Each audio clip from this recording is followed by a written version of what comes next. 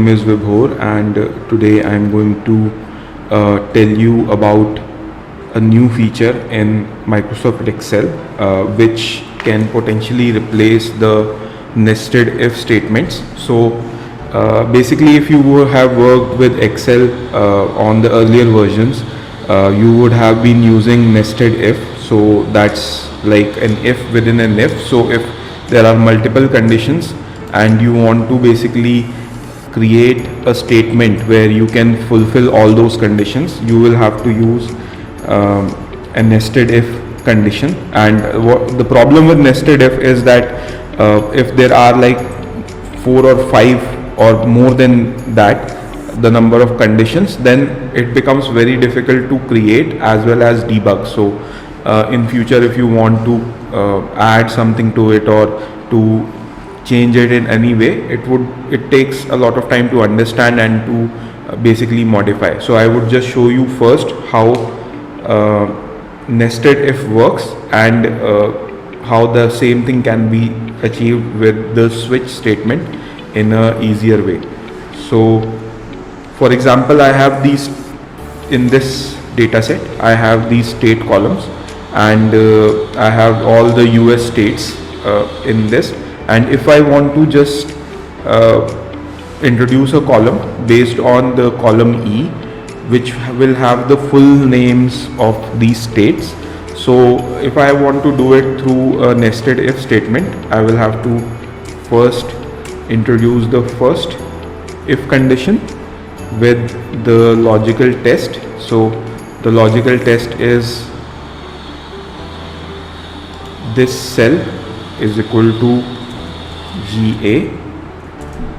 Then if the value is true, then the value to be returned in cell L2 would be Georgia. Okay, and if the value is false, then let's say we keep it blank.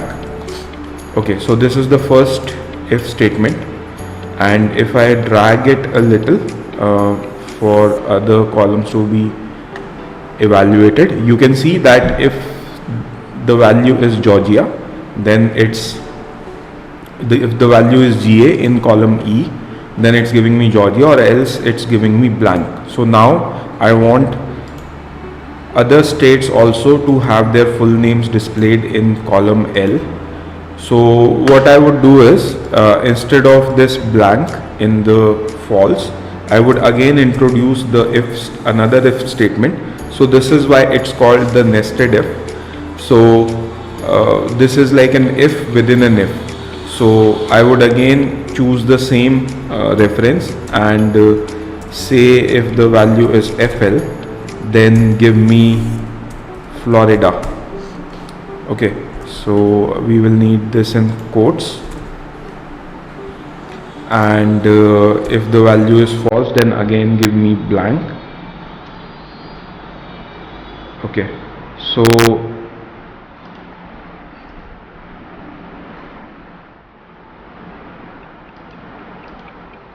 so it's somehow not evaluating this. Let's see what's the error. So I would go to data text to column.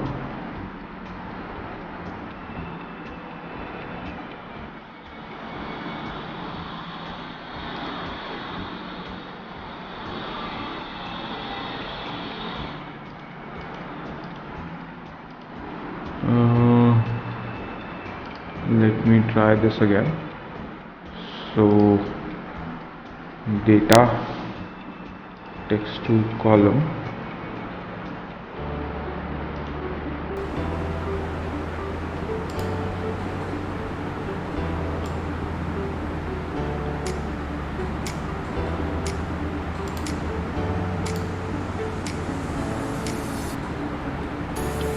okay, so it's not using the delimiter function.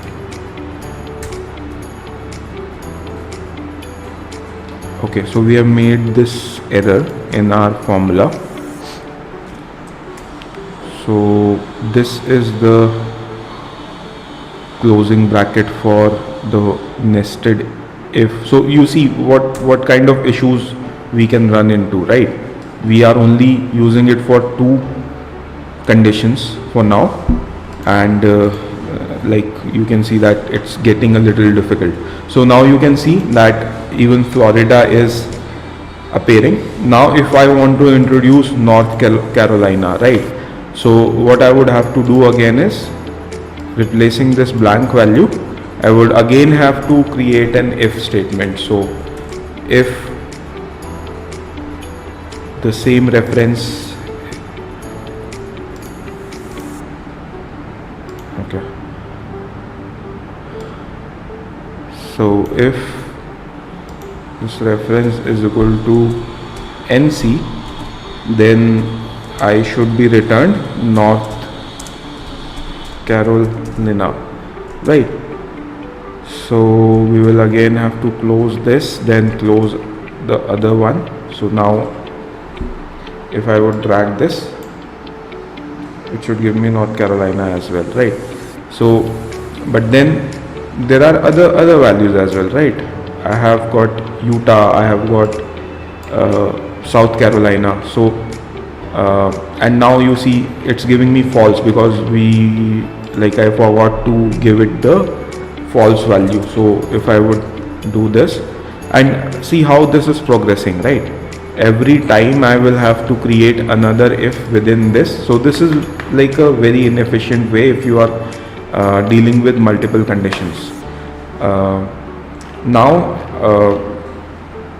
I would give you another so just parallel to this, I would show you how to use the switch condition and make this easier.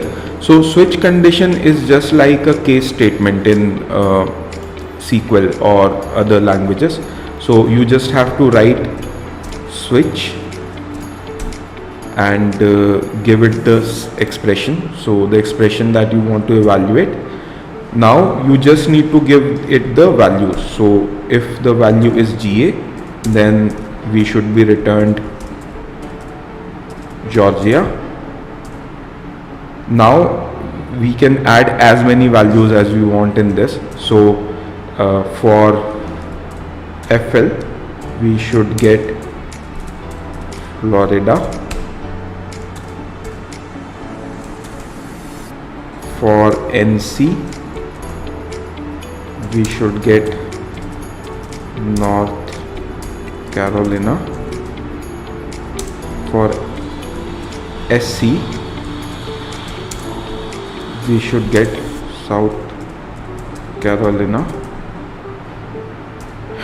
For say UT we should get Utah. So see how easy it is to just keep giving it the value that you are referencing and the value you want to fetch if the reference value is found in the expression. So okay, I might have made a small mistake here, so just need to, okay, see here I just forgot. So this is the expression, this is the first value, the first result, then second value, second result, third value, third result. So let's keep it at two values first. Okay, so now it's giving us the values, right? Now let's introduce the North Carolina value. Okay, so this is also working good. Now if I would introduce the South Carolina value and remove the UT, okay, yeah, this is also working well. So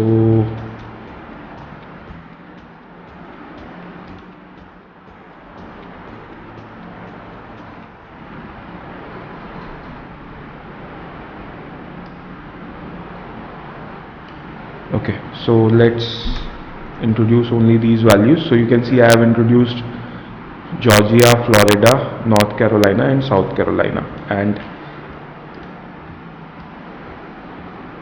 if I move it here, you can see that we have all these results, right?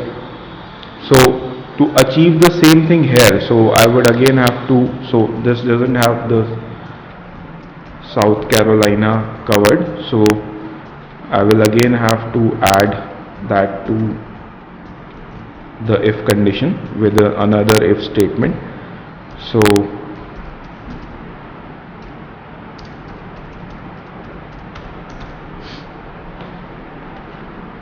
right, and then again blank. Okay, so what's the error now? Okay, this is the error, right? And with this, if we just use the if error statement,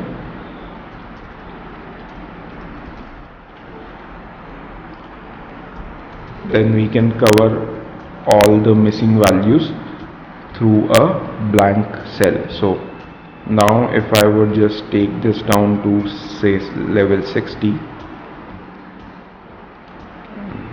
59, and the same thing with